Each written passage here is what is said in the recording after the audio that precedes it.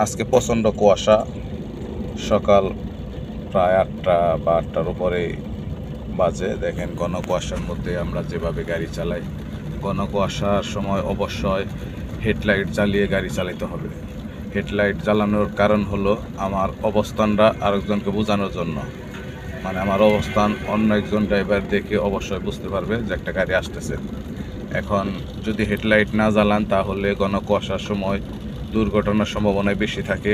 হয়তো একটি গাড়ি যান না, একটা গাড়ি আছে, হঠাৎ করে সামনে দুর্ঘটনা হয়ে যায়। তাই নিজের অবস্থান জানানোর জন্য অবশ্যই হেডলাইট জ্বালাবেন।